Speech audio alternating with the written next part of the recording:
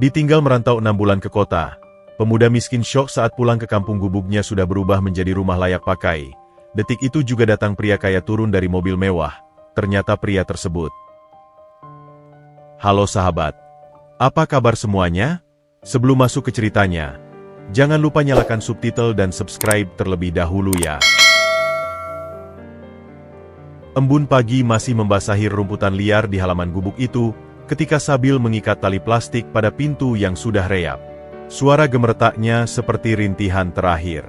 Nafasnya membentuk kabut tipis di udara dingin pagi buta. Ia berdiri sejenak, memandangi rumahnya, atau lebih tepat disebut persembunyiannya, selama 22 tahun terakhir. Gubuk itu lebih mirip makhluk hidup yang sekarat. Dinding anyaman bambunya sudah menghitam dan bolong di beberapa tempat, diselubungi lumut hijau kelabu.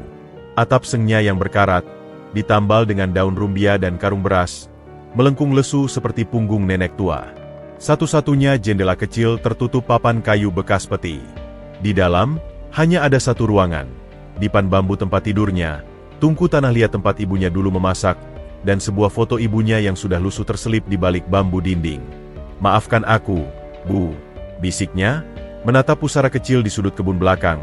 Hanya gundukan tanah yang ditandai batu kali. Ibu Siti meninggal setahun lalu karena sakit yang tak terdiagnosa, atau lebih tepat, tak terobati. Kematiannya perlahan dan menyakitkan. Di atas dipan yang sama, dikelilingi kegelapan dan bau apek gubuk. Sabil masih bisa mendengar suara tarikan napasnya yang terakhir, seperti angin yang merembes melalui celah-celah bambu. Dia merogoh saku celana jeansnya yang sudah pudar. Isinya, beberapa lembar uang kertas kusut dengan total Rp120.000, KTP lusuh, dan selembar foto ibunya yang lebih kecil yang ia simpan dalam plastik bening. Itulah seluruh modalnya untuk merantau ke kota besar di seberang pulau. "Kau harus pergi, Sabil," kata Pak RT seminggu lalu, sambil menggeleng melihat kondisi gubuknya. Musim hujan tahun ini katanya lebih keras. Gubuk ini tak akan bertahan. Cari kerja di kota, kumpulkan uang, baru pulang. Di sini, tidak ada masa depan untuk pemuda sepertimu. Tapi meninggalkan tempat ini terasa seperti mengkhianati ibunya. Ini satu-satunya yang tersisa dari Ibu Siti. Tanah seluas 300 meter persegi dengan gubuk reyap di atasnya. Warisan dari kakeknya yang tak dikenal. Selama ini, Sabil hidup dari upah serabutan, membantu panen di sawah tetangga, memperbaiki atap, atau mengangkut pasir di sungai. Cukup untuk sesuap nasi, tak pernah cukup untuk memperbaiki atap yang bocor. Ia mengambil tas kain bekas beras yang sudah ia pak sejak SMA. Isinya, 2 pasang baju, celana, sebuah sweater bolong di siku, pisau saku, sendok, dan bungkusan kecil berisi nasi dan lauk sisa semalam yang dibungkus daun pisang. Di dasar tas, tersembunyi dalam kaleng bekas, ada uang logam yang ia kumpulkan sejak kecil. Tabungan terakhirnya sebesar Rp57.000. Sabil menoleh ke arah kampung. Asap mulai mengepul dari beberapa rumah. Ia bisa mendengar suara ayam berkokok dan anak-anak bersiap ke sekolah. Hidup berjalan normal bagi mereka, tapi baginya, pagi ini adalah garis batas. Dulu ibu bilang, "Jangan pernah takut melangkah." Ia bergumam pada pusara ibunya. Katanya, nasib orang baik selalu ada jalan. Tapi ibu sendiri mati karena jalan itu tak kunjung datang. Air matanya menggenang, tapi ia usap cepat dengan punggung tangan. Tangisan adalah kemewahan yang tak bisa ia dapatkan. Di kota, ia harus kuat. Truk angkutan sayur milik Pak Darmo, tetangga seberang, sudah menunggu di ujung jalan tanah. Mesinnya sudah mendengkur, knalpotnya mengeluarkan asap hitam. "Sabil, cepat, nanti macet di pelabuhan," teriak Pak Darmo dari jok. Sabil menarik napas panjang. Ia berlutut sejenak di depan pusara ibunya, menempelkan dahinya pada batu nisan. "Doakan aku, Bu. Aku pulang nanti bawa uang buat perbaiki rumah. Aku janji, akan kubuat tempat ini layak, seperti yang ibu impikan." Impian Ibu Siti sederhana, sebuah rumah dengan lantai semen, bukan tanah, atap yang tak bocor ketika hujan, dan sebuah jendela kaca tempat ia bisa melihat kebunnya. Impian yang tak pernah kesampaian. Dia berdiri, mengangkat tas ke punggungnya. Langkahnya berat ketika meninggalkan gubuk. Di pintu, Ia berpaling sekali lagi. Sinar matahari pagi pertama menerpa sisi timur gubuk, membuat bayangan panjang yang seperti tangan meraihnya. Untuk sesaat, ia hampir membatalkan niat. Tinggal menerima nasib, mati pelan-pelan seperti ibunya. Tapi teriakan Pak Darmo yang kedua kali menyadarkannya. Ia berjalan menuju truk, kakinya seperti terikat beban. Saat ia memanjat ke bak terbuka truk yang penuh dengan keranjang sayur, hatinya terasa terbelah. Truk mulai bergerak, meninggalkan debu di jalan tanah. Sambil memandang gubuknya semakin kecil, lalu hilang di balik pepohonan. Pusara ibunya sudah tak terlihat. Di bak truk yang dingin, di antara bau sayuran segar dan bensin, sambil memeluk tasnya erat. Pikirannya melayang ke kota besar yang hanya ia kenal dari cerita dan televisi rusak di warung kopi. Kota dengan gedung-gedung tinggi, jalan aspal lebar, dan kesempatan. Kota yang juga dikenal keras, penipu, dan tak kenal ampun. Tapi aku harus mencoba, bisiknya pada angin pagi yang menerpa wajahnya. Untuk ibu, untuk rumah kami. Truk melaju meninggalkan kampung, membawa Sabil dan segenggam harapan yang rapuh ke dunia asing yang akan mengujinya dalam 6 bulan ke depan. 6 bulan yang akan mengubah segalanya, dan membawanya pulang pada sebuah kejutan yang tak pernah ia bayangkan dalam mimpi terliarnya sekalipun. Dan di balik gubuk yang ditinggalkannya, angin pagi berbisik melalui celah-celah bambu, seakan membawa pesan terakhir dari tanah yang setia menunggu. Menunggu kepulangan seorang anak, dan sebuah kebenaran lama yang akan terungkap, mengubah nasibnya selamanya. Truk berhenti di pinggiran kota yang bau dan bising. Bukan di tengah gemerlap lampu seperti yang dibayangkan Sabil, melainkan di sebuah terminal barang kumuh di dekat pelabuhan. Debu, asap knalpot, dan teriakan para pengangkut menyambutnya. "Turun! Turun! Ini terminal akhir!" seru Pak Darmo. "Kau harus cari angkutan umum ke pusat kota dari sini. Hati-hati, ya. Jangan mudah percaya orang." Dengan tas di punggung, Sabil turun. Kakinya kaku setelah 10 jam perjalanan. Matanya menyapu pemandangan yang mengecewakan. Tumpukan kontainer berkarat, truk-truk besar, dan buruh angkut berlari dengan wajah lelah. Kota ini terlihat tua dan kelelahan. Bukan metropolis berkilau yang ia bayangkan. Seorang pria kurus mendekat. "Butuh tempat tinggal, Bang? Murah, dekat sini." Sabil mengangguk. Tak punya pilihan lain. Pria itu, yang memperkenalkan diri sebagai Ucok, membawanya berjalan menyusuri ganggang sempit di belakang terminal. Bau selokan menyengat bercampur aroma gorengan basi. Akhirnya mereka tiba di sebuah bangunan panjang dari papan kayu dan seng, bedeng, seperti yang disebut Ucok. Ruangannya adalah sebuah lorong gelap dengan bilik-bilik terpisah, hanya oleh terpal plastik. Setiap bilik berukuran 2x2 meter, hanya cukup untuk sebuah tikar dan kardus penyimpanan. Sabil harus membayar Rp50.000 untuk sebulan, hampir separuh uangnya. Ia diberi bilik paling ujung, berdekatan dengan kamar mandi umum yang bau pesing dan berlumpur. "Kerja cari di pelabuhan atau proyek bangunan. Besok pagi aku tunjukkan," kata Ucok sebelum pergi. Malam pertama adalah neraka. Suara dengkuran, batuk, dan teriakan mimpi buruk terdengar dari balik terpal. Kecoa berjalan di atas tikarnya. Sabil menggigil meski udara pengap.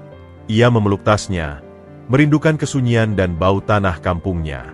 Foto ibunya ia tempel di dinding papan, satu-satunya titik terang di kegelapan itu. Pagi hari, Ucok membawanya ke sebuah proyek pembangunan ruko 3 lantai di pusat kota. Lokasinya dikelilingi gedung-gedung tinggi yang membuat Sabil merasa kecil. Mandornya, seorang pria kekar bernama Bang Jali, memandangi Sabil dari ujung kepala sampai ujung kaki. "Pernah kerja bangunan? Pernah bantu-bantu di kampung, Bang? Upah sehari 70.000. Mulai sekarang." Kerja dimulai pukul 6 pagi. Tugas pertama Sabil adalah mengangkut sak-sak semen seberat 50 kg dari lantai dasar ke lantai 3. Tangga belum berpagar, hanya papan kayu sementara. Kaki Sabil gemetar saat pertama kali naik dengan beban di pundak. Keringat sudah membasahi bajunya sebelum jam 8 pagi. Teman-teman kerjanya adalah para perantau seperti dirinya. Ada yang dari Madura, Flores, Lombok. Mereka kuat, kulit terbakar matahari, tangan kapalan. Sabil yang kurus harus bekerja 2 kali lebih keras untuk mengimbangi mereka. Pada hari ketiga, tangannya melepuh dan berdarah. Seorang pekerja senior bernama Togar memberinya sarung tangan karet bekas. Pelan-pelan, Dik. Jaga tenaga. Di sini, sakit berarti tidak bisa kerja. Tidak kerja berarti tidak makan. Makan siang adalah nasi bungkus dengan sepotong tempe dan sambal. Ia makan dengan lahap, tapi perutnya tetap keroncongan di sore hari. Air minum dari galon yang sudah keruh. Setelah jam 5 sore, otot-ototnya berdenyut nyeri. Ia pulang ke bedeng dengan langkah gontai, mandi air dingin yang hanya menetes pelan, lalu jatuh di atas tikar. Minggu pertama, ia mendapat upah Rp490.000. Tapi Bang Jali memotong Rp100.000 untuk uang keamanan dan administrasi. Sabil protes halus, tapi hanya mendapat hardikan. Mau dapat kerja atau tidak? Di luar sana banyak yang antri. Uangnya ia simpan dalam kaleng bekas yang ia kubur di bawah tikarnya. Setiap malam, ia menghitung ulang, berharap uang itu tumbuh lebih cepat. Mimpi memperbaiki rumah seperti bayangan yang semakin jauh. Insiden terjadi di awal bulan kedua. Sabil ditugaskan mengangkat besi beton sepanjang 3 meter ke lantai 2 dengan tali tambang manual. Tangannya masih lecet dari pekerjaan sebelumnya. Saat ia menarik, tali yang sudah aus tiba-tiba putus. "Awas!" teriak seseorang. Besi beton itu jatuh, menggelinding di papan kayu, dan nyaris menghantam kepala seorang pekerja muda. Berhenti hanya beberapa sentimeter dari kakinya. Suasana mendadak hening. Bang Jali datang dengan murah merah. Tanpa basa-basi, ia menampar Sabil. "Goblok! Mau bunuh orang!" Talinya putus. "Bang." Sabil membela diri, pipinya perih. "Alasan? Kau lagi ngantuk, ya? Ngimpi di kampung." Tamparan kedua menghunjam. Sabil hanya menunduk. Air mata memenuhi pelupuk matanya. Rasa malu dan marah membara. Togar, senior yang dulu memberinya sarung tangan, maju membelanya. "Sabar, Bang Jali. Tali itu emang sudah jelek. Kemarin juga hampir putus waktu angkat pasir. Urusan lo, Togar, mau ikut dipecat." Sabil ini anak baik, kerja keras. Kecelakaan bisa terjadi pada siapa saja. Setelah beberapa saat mengumpat, Bang Jali akhirnya pergi. Togar mendekati Sabil yang masih terduduk. "Bangun, Dik. Di sini, kita harus kuat. Jangan tunjukkan air mata.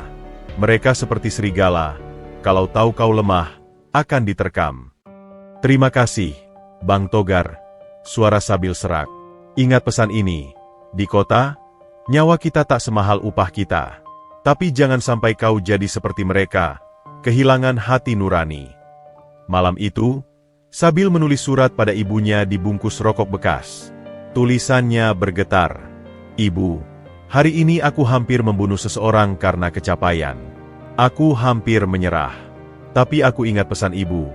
Jalan orang baik tak selalu mudah, Nak, tapi pasti diberkahi. Doakan aku tetap kuat, Bu. Doakan aku bisa pulang dengan uang yang cukup, dan dengan hati yang tidak ikut rusak seperti bangunan-bangunan ini." Ia merogoh kaleng tabungannya. Uangnya baru sekitar 1,3 juta rupiah. Butuh setidaknya 10 juta untuk memperbaiki gubuknya secukupnya. Dengan cara ini, ia perlu bertahan hampir setahun lagi. Tubuhnya yang sudah letih menggigil pada kemungkinan itu. Di luar biliknya, hujan mulai turun membasahi kota. Air merembes melalui atap seng dan menetes di dekat kepalanya. Sabil memandang foto ibunya yang sudah lembab. Untuk pertama kalinya sejak datang, ia menangis terisak-isak dalam diam. Suaranya tenggelam dalam deru hujan dan dengkuran para perantau yang sama lelahnya. Kota ini perlahan-lahan menggerus harapannya. Tapi api kecil di hatinya, warisan dari seorang wanita miskin di kampung, masih menyala. Ia tak tahu bahwa ratusan kilometer dari sana, nasibnya sedang diatur oleh alur takdir yang jauh lebih rumit dari yang bisa ia bayangkan. Bulan ketiga Sabil di perantauan diwarnai rutinitas yang melelahkan dan perubahan musim. Hujan mulai sering mengguyur kota, mengubah lokasi proyek menjadi kubangan lumpur coklat yang lengket. Pekerjaan semakin berat. mengangkut material di tengah hujan, membersihkan lumpur yang menumpuk, dan berjuang melawan dingin yang merasuk ke tulang. Sabil mulai terbiasa. Tubuhnya yang semula kurus kini berisi otot-otot keras meski tetap tampak ringkih di balik baju robeknya. Ia belajar trik-trik kecil dari Togar, cara mengangkat yang tidak membebani pinggang, cara mengikat tali yang aman, cara meminta upah tanpa membuat mandor marah. Tapi tetap saja, setiap malam ia pulang dengan tubuh yang terasa seperti bukan miliknya sendiri, penuh memar dan luka lecet. Suatu malam yang gerimis, saat Sabil sedang merebus air untuk mie instan di kompor bersama-sama di ujung bedeng, telepon murah milik Ucok yang juga pemilik bedeng berdering nyaring. Panggilan itu tak biasa. Biasanya hanya para istri atau anak di kampung yang menelepon pada jam-jam tertentu. "Untukmu, Sabil!" teriak Ucok dari biliknya. Suaranya terdengar aneh, tegang. Sabil kaget. Hampir tidak ada yang tahu nomor ini kecuali Pak Darmo si sopir truk yang mengantarnya, dan ia tak pernah menelepon. Dengan hati berdebar, ia menerima telepon itu. Halo. Sabil? Sabil anaknya Ibu Siti?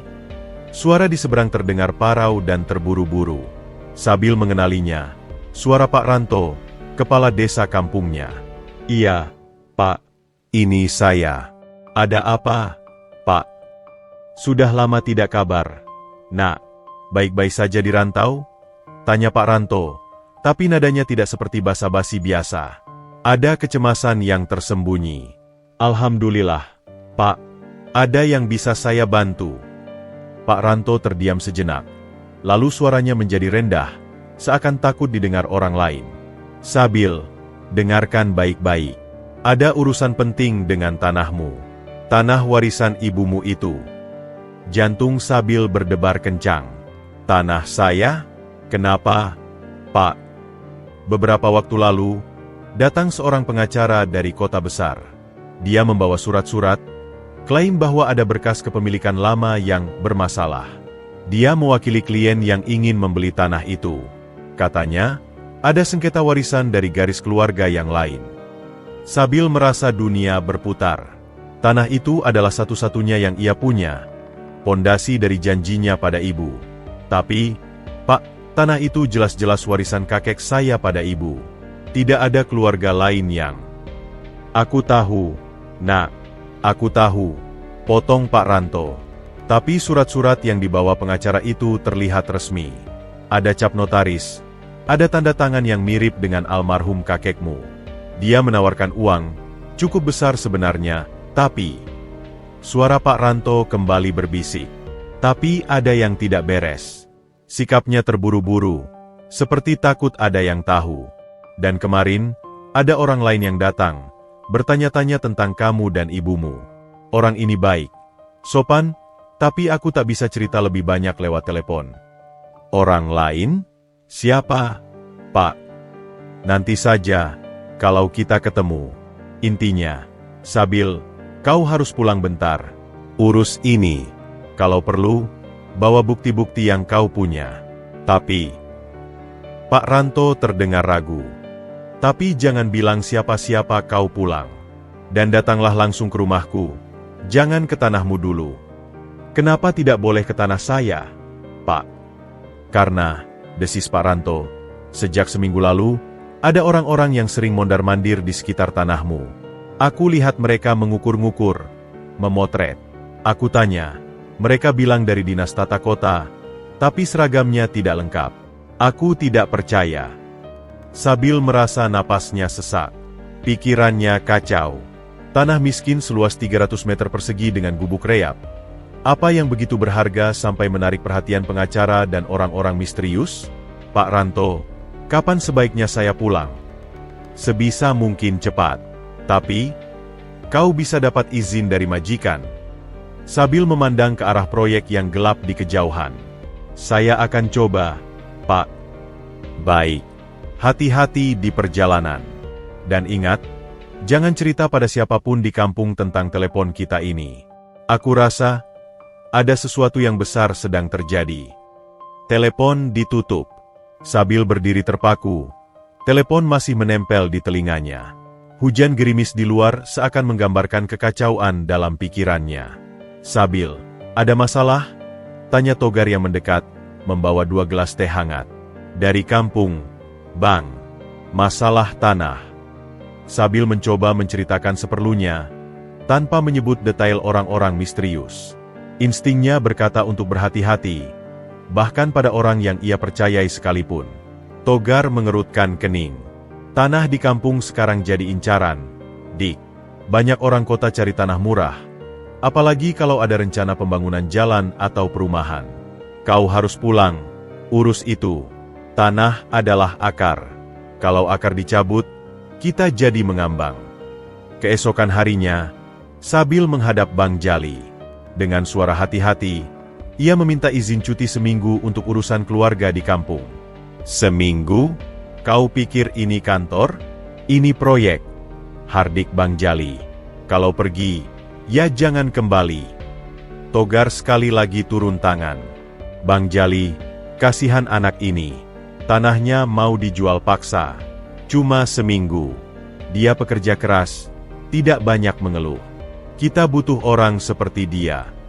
Setelah beberapa kali tawar-menawar diselingi umpatan, Bang Jali akhirnya mengizinkan dengan satu syarat. Sabil tidak dibayar selama cuti, dan harus mengganti hari yang hilang dengan kerja lembur 2 kali lipat saat kembali. Sabil setuju. Ia tak punya pilihan. Ia mengumpulkan barang-barangnya, menyembunyikan kaleng tabungannya di tempat yang lebih aman, dalam plastik kedap air yang dikubur di bawah sebuah pohon di belakang bedeng. Ia hanya membawa uang secukupnya untuk transportasi dan kebutuhan selama seminggu. Dalam perjalanan pulang dengan bus malam, Sabil tidak bisa tidur. Pikirannya dipenuhi pertanyaan dan ketakutan. Siapa pengacara itu? Siapa orang-orang yang mengukur tanahnya? Dan siapa orang baik yang ditanyakan Pak Ranto? Apakah ini terkait dengan kenangan lama ibunya?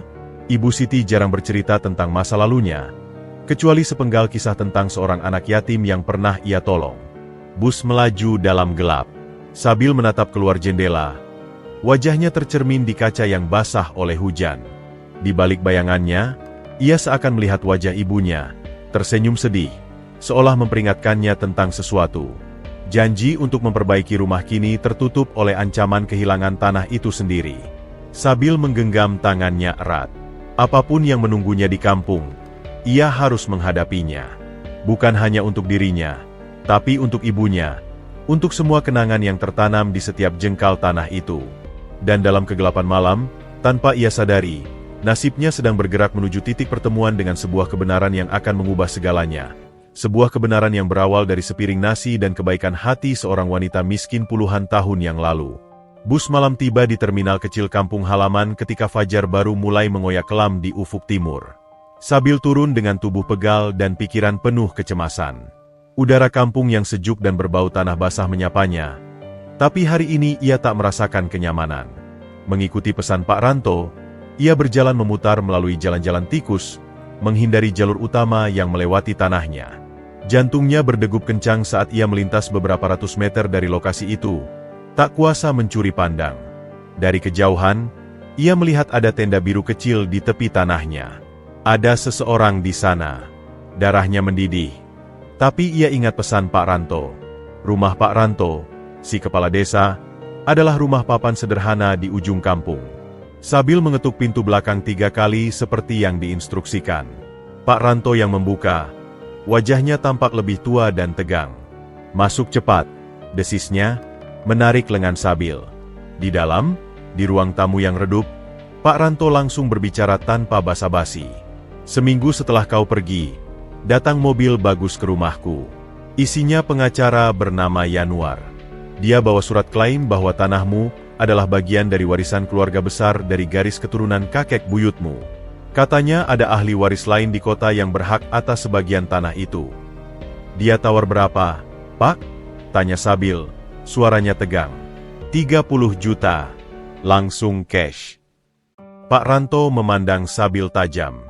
Uang yang sangat besar untuk tanah kosong dengan gubuk reyap. Aneh, kan? Sangat aneh. Lalu orang baik yang Bapak sebut. Beberapa hari setelah pengacara itu, datang seorang pria lain. Lebih tua, berwibawa. Dia memperkenalkan diri sebagai Edi. Dia bertanya tentang ibumu, tentang kamu. Dia bilang dulu ibumu pernah menolongnya. Dia terlihat tulus. Tapi, Pak Ranto menggeleng. Di kampung ini, kita sudah lama belajar.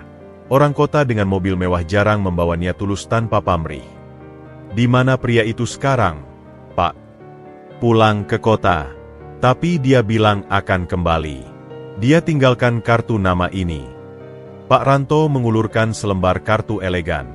Tertulis, Edi Santoso, Direktur PT Bangun Jaya Abadi. Sambil memegang kartu itu. Perusahaan kontraktor besar. Apa hubungannya dengan tanah saya? Itu yang aku tidak tahu. Tapi ada yang lebih aneh lagi, kata Pak Ranto, menurunkan suaranya. Sejak 2 hari lalu, ada kegiatan di tanahmu. Truk membawa material. Aku pikir itu dari pengacara tadi, tapi ternyata bukan. Orang-orang yang bekerja di sana menyebut atas perintah Bos Edi. Aku mencoba mendekat, tapi mereka halus-halus menolak. Sambil tidak tahan lagi. Saya harus ke sana sekarang, Pak. Tunggu sampai siang. Sekarang masih sepi, berbahaya kalau ada yang mengintai. Pukul 10 pagi, dengan topi menutupi wajahnya, sambil berjalan mendekati tanahnya dari arah kebun belakang. Langkahnya terhenti. Napasnya tersangkut. Gubuk reap yang ia tinggalkan 6 bulan lalu, sudah tidak ada. Sebaliknya, di atas lahan itu berdiri sebuah rumah. Bukan rumah mewah, tapi rumah sederhana yang sangat layak. Dinding bata putih bersih, atap genteng rapi, jendela kaca, teras kecil dengan 2 kursi kayu. Ada pot bunga di depan. Rumah itu persis seperti yang selalu diimpikan ibunya. Sambil berdiri terpaku, matanya berkaca-kaca. Apakah ia salah tempat? Tapi pohon jambu yang ia tanam sendiri di sisi barat masih ada. Bahkan tampak lebih subur. Pohon mangga tua di belakang masih kokoh. Ini memang tanahnya. Tapi rumah ini, ia mendekat perlahan, seperti mendekati ilusi. Tangannya menyentuh dinding bata yang dingin. Ini nyata. Pintu depan terbuka, menampakkan bagian dalam yang bersih. Ada ruang tamu kecil dengan sofa sederhana, ruang tengah, dan dapur di belakang. Lantainya keramik polos. Lampu listrik sudah terpasang. Apa yang terjadi di sini? Bisiknya sendiri. Tepat saat itu, deru mesin mobil memecah kesunyian. Dari jalan desa yang berdebu, sebuah mobil hitam besar dan mengilap, mobil yang tak pernah ia lihat masuk ke kampung ini, berbelok dan berhenti persis di depan rumah baru itu. Pintu mobil terbuka. Seorang pria berusia sekitar 55 tahun turun. Ia mengenakan kemeja linen putih rapi, celana kain coklat, dan sepatu kulit. Rambutnya memutih di pelipis. Wajahnya berwibawa tapi ada kerutan halus di sekitar mata yang ramah. Pria ini adalah personifikasi dari kata sukses dan kota. Pria itu memandang Sabil yang masih berdiri terpaku di teras. Tubuhnya kotor dari perjalanan. Wajahnya penuh kebingungan dan ketakutan. "Maaf, apakah ini rumah Sabil?" tanya pria itu. Suaranya dalam dan tenang. "Saya Sabil. Dan ini tanah saya. Tapi rumah ini..." Sabil tak bisa melanjutkan. Pria itu tersenyum. Senyum yang hangat tapi ada kesedihan di dalamnya. "Saya tahu ini membingungkan. Izinkan saya memperkenalkan diri. Nama saya Edi Santoso." Dia mengulurkan tangan. Sabil tidak menjabatnya. Anda Bos Edi yang dikatakan Pak Ranto? Anda yang membangun rumah ini?" "Iya, saya yang memerintahkan pembangunannya." Edi tidak tersinggung. Tangannya diturunkan perlahan. "Boleh kita duduk dan bicara?" Mereka duduk di 2 kursi kayu di teras. Sabil masih gemetar. "Saya datang ke sini setahun lalu, mencari Ibu Siti," mulai Edi, matanya memandang ke kejauhan. "Saat tahu beliau sudah meninggal, hati saya hancur. Ibu Siti adalah orang yang menyelamatkan hidup saya." "Dia tidak pernah bercerita tentang Anda," sahut Sabil, masih penuh curiga. "Tentu tidak. Karena dulu, nama saya bukan Edi Santoso. Di kampung ini, 23 tahun lalu, semua orang memanggil saya Edi si pengemis kecil." Sabil terkesiap. Sekarang ia ingat. Ibunya memang sesekali bercerita tentang seorang anak yatim piatu yang sering kelaparan, yang ia beri makan meski sendiri kekurangan. Anda anak itu. Eddie mengangguk. Matanya berkaca-kaca. Saya tidak akan pernah lupa. Musim hujan yang deras, saya menggigil kedinginan, diusir dari rumah ke rumah. Ibu Siti, yang waktu itu masih gadis, menarik saya masuk ke gubuk ini, gubuk yang sama yang dulu berdiri di sini. Dia memberiku nasi hangat terakhirnya, dan membiarkanku tidur di sudut sementara dia berjaga. Dia berkata, "Eddie, Tuhan tidak tidur. Suatu hari kau akan jadi orang besar." Sambil diam, rasa curiganya mulai bercampur dengan emosi lain. Saya pergi dari kampung ini dengan rasa itu, rasa diselamatkan. Saya bekerja dari nol, menjadi kuli bangunan seperti kamu, Sabil. Lalu pelan-pelan membangun usaha. Setiap kali hampir menyerah, saya ingat kebaikan Ibu Siti. Eddie menarik napas. Rumah ini adalah balas budi saya. Saya titipkan pembangunannya pada kepala proyek saya, saat saya tahu kamu sedang merantau. Tapi pengacara, klaim tanah, orang-orang yang mengukur-ngukur, tanya Sabil, belum sepenuhnya percaya. Eddie menghela napas. Itu masalah lain. Ternyata, ada pihak yang memang mengincar tanah ini. Bukan karena tanahnya, tapi karena ada wacana pembangunan jalan lingkar di sini dalam 2 tahun ke depan. Tanahmu akan melonjak harganya. Pengacara itu bekerja untuk spekulan tanah. Eddie memandang Sabil. Saya tahu karena di dunia bisnis properti, saya juga mendengar kabarnya. Itu sebabnya saya buru-buru membangun rumah ini, untuk memperkuat status hunian dan kepemilikanmu. Sebuah tanah dengan rumah tetap lebih sulit digusur daripada tanah kosong. Sabil memproses semua informasi ini. Kepalanya pusing. Jadi, Anda membangun rumah ini untuk melindungi tanah saya? Untuk melindungi warisan ibumu, koreksi Eddie dengan lembut. Dan untuk membalas budi. Dari dalam saku kemejanya, Eddie mengeluarkan selembar kertas yang sudah menguning, dilaminasi dengan rapi. Ini surat dari ibumu. Dengan tangan gemetar, Sabil menerimanya. Itu adalah secari kertas dari buku catatan lama, tulisan tangan ibunya yang sederhana. Kepada siapapun yang membaca ini, jika saya sudah tidak ada, saya percayakan anak saya, Sabil, pada Eddie yang dulu pernah saya anggap adik. Eddie, jika kau membaca ini, tolong jaga Sabil. Bimbing dia. Saya percaya padamu. Siti, 2010. Air mata Sabil akhirnya tumpah. Ia mengenali tulisan ibunya. Tangisnya adalah pelepasan dari semua beban, keraguan, dan kesedihan yang ia pendam selama ini. Eddie meletakkan tangan di bahu Sabil. Saya tidak punya keluarga, Sabil. Ibu Siti adalah satu-satunya orang yang pernah memperlakukan saya seperti manusia. Biarkan saya membantumu sekarang. Tidak hanya dengan rumah ini, tapi dengan masa depanmu. Sabil melihat rumah baru itu, lalu pada surat ibunya, lalu pada wajah Eddie yang tulus.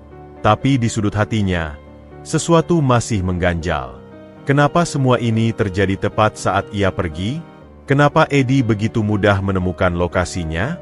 Dan apakah kebaikan ini benar-benar tulus? Atau seperti yang dikatakan Togar, di kota, tidak ada yang gratis? Saya butuh waktu untuk memikirkannya, Pak Eddie, kata Sabil akhirnya, mencoba mengendalikan emosinya. Tentu, Eddie mengangguk mengerti. Rumah ini sudah sepenuhnya milikmu. Surat-suratnya akan diserahkan oleh notaris minggu depan. Tinggallah di sini. Lihatlah ini sebagai rumah ibumu yang seharusnya. Eddie berdiri, memberikan kartu namanya sekali lagi. Telepon saya jika ada yang perlu. Dan jangan khawatir tentang pengacara dan spekulan itu. Saya akan urus. Setelah Eddie pergi dengan mobil mewahnya, Sabil masuk rumah barunya untuk pertama kali. Semuanya baru, bersih, dan asing. Di ruang tengah, di atas meja kayu sederhana, ada sebuah bingkai foto. Foto ibunya yang sama yang ia bawa, tapi dalam bingkai kaca yang bagus. Di sebelahnya, ada foto lain. Foto seorang wanita muda yang ia kenali sebagai ibunya, berdampingan dengan seorang remaja laki-laki kurus dengan mata besar yang penuh harapan. Edi muda. Sabil jatuh berlutut di lantai keramik yang dingin. Ia menangis. Untuk ibunya, untuk kehidupannya yang berubah drastis, untuk ketakutannya yang tidak juga hilang sepenuhnya. Di luar, matahari telah tinggi, menyinari rumah baru yang berdiri di atas tanah tua. Tapi Sabil merasa seperti berada dalam mimpi yang terlalu indah untuk dipercaya. Dan pengalaman hidupnya yang keras selama 6 bulan terakhir telah mengajarkannya, mimpi yang terlalu indah seringkali menyembunyikan kebenaran yang lebih gelap. Siapa sebenarnya Edi? Dan apakah rumah ini benar-benar hadiah? Atau bagian dari rencana yang lebih besar? Pertanyaan-pertanyaan itu menggantung berat di udara. Sama nyatanya dengan dinding bata putih yang mengelilinginya. Matahari sore menyirami kampung dengan cahaya keemasan ketika Sabil dan Pak Edi duduk di bawah pohon jambu air yang rindang. Pohon ini adalah saksi bisu. Akar-akarnya mungkin masih mengingat kaki kecil Edi yang berlari-lari di sekitarnya puluhan tahun lalu. Pohon ini masih sama, gumam Pak Edi, menyentuh batangnya yang sudah berkerut. Dulu, Ibu Siti dan aku sering duduk di sini. Dia akan memetik jambu untukku, meski itu adalah satu-satunya pohon buah yang kalian punya. Sabil diam. Matanya menatap telapak tangannya yang kapalan. Ibu jarang bercerita tentang masa lalu. Tentang Anda, dia hanya sekali menyebut. Dulu pernah menolong seorang anak yang tidak punya.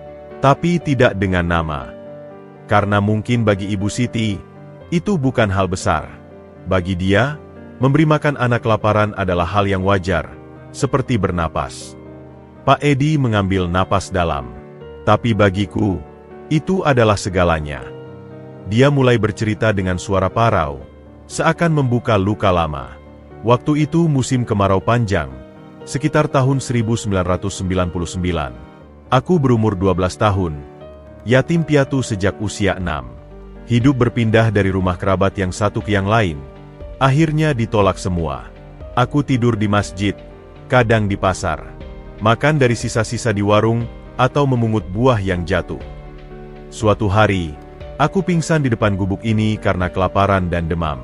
Ibu Siti, yang waktu itu baru berumur 18 tahun dan hidup sendirian setelah orang tuanya meninggal, membawaku masuk. Dia mengompres kepalaku dengan air dingin, memberiku air gula yang mungkin adalah persediaan terakhirnya. Selama seminggu, aku tinggal di sini. Dia berbagi makanannya yang sedikit, nasi dengan garam, kadang dengan ikan asin sebesar jempol. Malam hari, dia bercerita tentang bintang, tentang bagaimana setiap orang punya jalannya sendiri. Kau tidak miskin, Edi, katanya suatu malam. Kau hanya sedang dalam perjalanan. Suatu hari, kau akan sampai. Aku ingat betul kata-katanya yang terakhir sebelum aku memutuskan pergi merantau. Kalau kau nanti jadi orang, jangan pernah lupa untuk menolong yang lemah. Karena kebaikan itu seperti lingkaran. Ia akan kembali pada kita, mungkin bukan dari arah yang kita kira. Sabil mendengarkan, air matanya menitik tanpa disadari. Ia bisa membayangkan ibunya muda, dengan hati sebesar itu, meski hidupnya sendiri sulit. Lalu Anda pergi? Tanya Sabil. Pak Edi mengangguk. Aku tak mau membebani Ibu Siti lebih lama. Aku ikut seorang pedagang yang lewat ke kota besar. Awalnya, jadi asisten toko.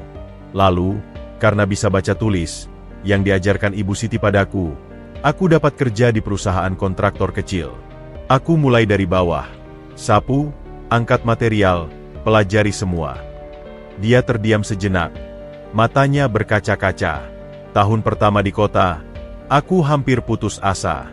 Upah kecil, diperas mandor, tidur di gudang. Tapi setiap kali mau menyerah, aku ingat wajah Ibu Siti. Aku tulis surat padanya sebulan sekali, meski tidak pernah tahu apakah surat itu sampai. Saya tidak pernah melihat surat-surat itu, kata Sabil. Mungkin Ibu Siti menyimpannya di tempat rahasia. Atau mungkin hilang karena gubuk ini bocor. Pak Edi tersenyum sedih. Aku baru bisa kembali setelah 10 tahun, saat usahaku mulai stabil. Tapi waktu itu, Ibu Siti sudah menikah dengan ayahmu dan sedang mengandungmu. Dia bahagia. Aku hanya mengintip dari jauh, tidak mau mengganggu. Memberi amplop berisi uang lewat tetangga, mengaku sebagai teman lama. Sabil terkejut. Amplop itu, ibu sering bercerita, dulu ada malaikat yang mengirim uang saat saya mau lahir. Itu Anda? Ya. Setelah itu, aku fokus membangun usaha. Nikah. Tapi istriku meninggal tanpa anak. Bisnis berkembang. Tapi semakin sukses, semakin kosong rasanya. Hingga setahun lalu, keputusan untuk benar-benar kembali dan bertemu Ibu Siti. Suaranya tercekat. Dan aku terlambat. 1 tahun terlambat. Angin sore berhembus, menggoyangkan daun jambu di atas mereka. Sebuah buah jambu matang jatuh, menggelinding di dekat kaki Sabil. Jadi rumah ini. Mulai Sabil. Rumah ini adalah permintaan maafku pada Ibu Siti, potong Pak Edi. Maaf karena tidak bisa menolongnya saat dia sakit. Maaf karena tidak ada di saat-saat sulit kalian. Dan dia menatap Sabil dalam-dalam, sebagai janji padanya untuk menjagamu. Sabil memungut buah jambu itu, memutarnya di tangannya. Tapi kenapa sekarang? Kenapa tepat saat saya pergi merantau? Kebetulan yang menyedihkan, jawab Pak Edi. Aku sudah merencanakan renovasi ini sejak 6 bulan lalu, berkoordinasi dengan Pak Ranto. Tapi ternyata, waktu pelaksanaannya bersamaan dengan kepergianmu. Aku tidak tahu kau akan pergi. Pak Ranto pun tidak memberitahuku. Mungkin karena dia juga tidak tahu pasti kapan kau pergi. Ini terlalu banyak untuk dicerna, gumam Sabil. 6 bulan terakhir, saya hidup seperti binatang di kota. Berjuang untuk uang yang bahkan tidak cukup untuk membeli semen.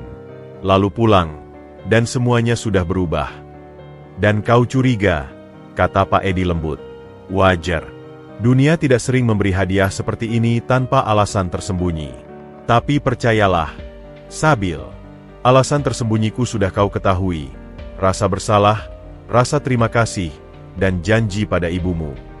Dia berdiri, mengusap debu dari celananya. Aku tidak meminta kau mempercayaiku sepenuhnya hari ini. Tapi tolong, terima rumah ini. Tinggali. Itu hakmu. Ibumu akan menginginkannya. Dan tawaran kerja di perusahaan Bapak? Tanya Sabil. Masih duduk. Itu tawaran tulus. Kau bisa mulai dari posisi yang sesuai dengan kemampuanmu, belajar, berkembang. Atau kau bisa tetap di kampung, mengolah tanah ini. Pilihan ada padamu. Pak Edi mengeluarkan dompetnya, mengambil selembar cek yang sudah ditulis. Ini untuk biaya hidupmu sementara, sembari kau memutuskan. Sabil melihat angka di cek itu, 10 juta rupiah. Jumlah yang harus ia kumpulkan mungkin setahun di kota. Saya tidak bisa menerima ini, katanya, menolak. Ini bukan sedekah, Sabil. Ini dana pendidikan. Ibumu yang mengajariku membaca. Sekarang giliranku membantumu berdiri. Pak Edi meletakkan cek di atas batu di samping Sabil. Pikirkan, aku akan kembali besok. Kita bisa bicara lebih banyak. Sebelum pergi, Pak Edi menoleh sekali lagi. Oh ya, tentang pengacara dan spekulan tanah itu. Jangan khawatir. Aku sudah menyelidiki. Pengacara itu bernama Yanuar. Dia bekerja untuk sebuah perusahaan pengembang yang memang mengincar tanah di sepanjang jalur rencana Jalan Lingkar. Tapi dengan rumah yang sudah berdiri, dan dengan surat wasiat ibumu yang menyebutkanku sebagai wali, posisi tawarmu kuat. Bagaimana Bapak bisa mendapatkan surat wasiat itu? Tanya Sabil, tiba-tiba sadar. Pak Edi tersenyum kecil. Ibu Siti memberikannya pada notaris desa saat kau masih kecil. Notaris itu adalah teman bisnisku sekarang. Saat aku mencari informasi tentang Ibu Siti, dia yang memberitahuku tentang surat itu. Setelah Pak Edi pergi, Sabil tetap duduk di bawah pohon jambu sampai matahari terbenam. Ia memegang buah jambu matang itu, lalu menggigitnya. Rasanya manis, sedikit sepat, persis seperti buah dari pohon yang sama yang ia makan sejak kecil. Kenangan tentang ibunya membanjiri pikirannya. Wanita yang selalu tersenyum meski hidup sulit. Wanita yang selalu membagi makanan terakhirnya pada kucing liar atau tetangga yang lebih miskin. Wanita yang percaya bahwa kebaikan akan kembali. Tapi pengalaman 6 bulan di kota telah mengajarkannya pelajaran lain. Dunia penuh dengan orang yang memanfaatkan kelemahan, yang menyamar dengan wajah baik. Sabil melihat rumah baru itu, berdiri megah di tengah kegelapan yang mulai menyelimuti. Jendela-jendelanya seperti mata yang menatapnya, meminta jawaban. Dia mengambil cek 10 juta itu, melipatnya, dan memasukkannya ke saku. Besok, ia akan menemui Pak Ranto lagi. Dan mungkin, ia akan mulai menyelidiki sendiri tentang Edi Santoso dan PT Bangun Jaya Abadi. Karena di balik cerita yang menyentuh hati tentang anak yatim yang menjadi sukses, Sabil merasakan ada sesuatu yang tidak beres. Sebuah detail yang tidak cocok. Sebuah kebetulan yang terlalu sempurna. Dan di malam pertamanya di rumah baru ini, di kasur yang empuk dengan bantal yang harum, Sabil justru tidak bisa tidur. Ia merindukan dipan bambu yang keras di gubuk lamanya. Ia merindukan ibu. Dan yang paling mengganggu, ia merindukan kepastian. Sesuatu yang kini terasa semakin jauh, meski ia sekarang memiliki rumah yang bagus dan uang di saku. Malam pertama di rumah baru itu adalah malam yang paling tidak nyaman dalam hidup Sabil. Kasur spring bed yang empuk terasa asing. Bantal yang lembut membuat lehernya kaku. Setiap kali ia hampir terlelap, suara lengkingan mesin gergaji atau teriakan mandor dari proyek kota kembali menghantui telinganya, sebagai kenang-kenangan trauma dari 6 bulan kerasnya hidup di rantau. Pagi hari, ia terbangun sebelum matahari terbit. Naluri pekerja bangunan yang sudah terpatri. Ia keluar rumah, bernapas dalam-dalam udara kampung yang segar. Rumah itu, dalam cahaya fajar yang redup, memang tampak indah. Tapi rasanya seperti memakai baju orang lain, pas di badan, tapi tidak nyaman di hati. Setelah sholat subuh di masjid kampung, Sabil menyusuri jalan tanah menuju rumah Pak Ranto. Ia perlu jawaban yang lebih jelas. Rumah itu memang dibangun atas perintah Pak Edi, kata Pak Ranto sambil menyeduh kopi di teras rumahnya. Orang-orang kerjanya datang dengan semua material, bekerja cepat. Dalam 2 bulan sudah jadi. Kenapa Bapak tidak mengontak saya saat itu? Pak Ranto menghela napas. Pak Edi bilang, ini mau jadi kejutan. Dan dia tunjukkan surat wasiat ibumu, yang asli. Aku kenal tanda tangan Ibu Siti. Surat itu sah di mataku. Tapi Bapak curiga juga, kan? Makanya telepon saya kemarin. Ya, aku Pak Ranto. Karena meski rumahnya dibangun, tapi aktivitas di tanahmu tidak berhenti. Setelah rumah selesai, masih ada orang datang, ambil foto-foto, catat-catat. Aku tanya, mereka bilang dari asuransi. Tapi kok tidak masuk akal? Rumah baru butuh asuransi apa? Sabil mengernyit. Pak Edi tidak memberitahu soal ini. Tidak. Dan saat aku tanya, dia hanya bilang, semua untuk kebaikan Sabil. Pak Ranto menatap Sabil. Nak, dalam hidup ini, hadiah besar biasanya datang dengan harga besar. Hati-hati. Pukul 9 pagi, seperti yang dijanjikan, mobil mewah Pak Edi kembali muncul di depan rumah. Hari ini ia mengenakan kemeja biru muda, tampak lebih santai. Sudah istirahat dengan baik? Tanya Pak Edi sambil turun. Agak sulit terbiasa, jawab Sabil jujur. Pak Edi tersenyum mengerti. Aku dulu juga. Setelah tahun pertama sukses, pindah dari kontrakan ke apartemen mewah. 3 malam tidak bisa tidur. Rasanya seperti penjara yang mewah. Mereka masuk ke dalam rumah. Pak Edi mengeluarkan sebuah map berisi dokumen. Ini sertifikat tanah atas namamu yang sudah diperbarui. Ini surat kepemilikan rumah. Dan ini, dia menunjuk sebuah dokumen lain. Perjanjian kerja di PT Bangun Jaya Abadi. Sabil membuka perjanjian kerja itu. Matanya membesar. Gaji yang ditawarkan, 5 juta rupiah per bulan untuk masa percobaan 3 bulan, lalu naik menjadi 8 juta. Sebuah jumlah yang mustahil bagi mantan kuli bangunan seperti dirinya. Jabatannya, asisten manajer proyek junior. Tapi saya tidak punya pengalaman mengelola proyek, protes Sabil. Kau punya pengalaman di lapangan. Itu lebih berharga daripada teori. Di perusahaanku, kau akan belajar dari bawah, tapi dengan posisi yang memungkinkanmu belajar manajemen. Pak Edi duduk di sofa baru. Kau akan tinggal di sini, bekerja di cabang perusahaan di kota sebelah, hanya 1 jam perjalanan. Setiap hari bisa pulang ke rumah ibumu. Tawaran itu sempurna, terlalu sempurna. Sabil merasakan konflik dalam dirinya. Di satu sisi, ini adalah kesempatan yang tidak akan datang dua kali. Di sisi lain, kecurigaannya tidak juga hilang. "Bapak tidak takut saya mengecewakan?" tanya Sabil, mencoba membaca reaksi Pak Edi. "Setiap investasi ada risikonya. Tapi aku percaya pada darah ibumu yang mengalir dalam dirimu. Ibu Siti adalah orang paling bertanggung jawab yang pernah aku kenal." Pak Edi berdiri, berjalan ke jendela. "Lihat. Ibumu bermimpi tentang rumah seperti ini. Sekarang rumah itu ada. Tapi rumah hanya bangunan. Masa depanmu yang harus kau bangun sendiri." Sabil diam. Pikirannya melayang pada ibunya. Apa yang akan ibunya katakan? Ibu Siti pasti akan bilang, "Terima kasih, lalu buktikan bahwa kau pantas dapat kepercayaan itu." "Bagaimana dengan pengacara Yanuar dan spekulan tanah itu?"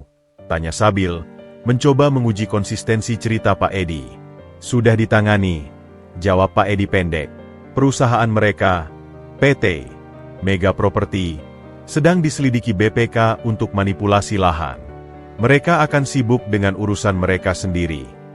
Jawaban itu terlalu mudah. Tapi Sabil tidak punya bukti untuk menyangkal.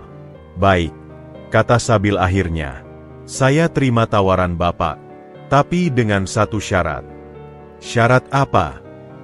"Saya ingin mulai dari posisi yang lebih rendah. Bukan asisten manajer, tapi supervisor lapangan. Saya mau belajar benar-benar dari dasar, seperti Bapak dulu." Pak Edi memandangnya dengan bangga. "Bijaksana. Aku setuju. Kita akan buat penyesuaian kontrak." Mereka membicarakan detailnya. Sabil akan mulai kerja 2 minggu lagi, setelah ia mengurus administrasi dan beradaptasi dengan rumah barunya. Pak Edi juga menawarkan untuk membiayai kursus singkat pengelolaan proyek secara online. Setelah Pak Edi pergi, Sabil memandangi kontrak kerja di tangannya. Tinta hitam di atas kertas putih. Janji-janji tertulis yang bisa mengubah hidupnya selamanya. Tapi sesuatu masih mengganjal.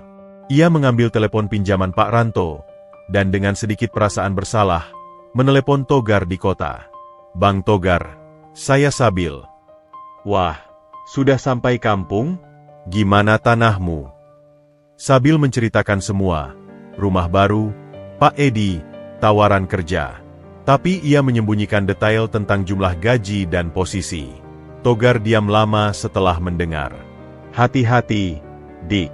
Dalam bisnis properti, sering ada modus, membangun lalu mengambil. Mereka bangun rumah cantik di atas tanahmu, lalu pelan-pelan buat dokumen palsu bahwa tanah itu sudah dijual pada mereka. Kau punya sertifikat asli?" "Ada. Baru. Simpan baik-baik. Dan jangan tanda tangan apa-apa tanpa baca teliti. Orang kota." Togar terhenti.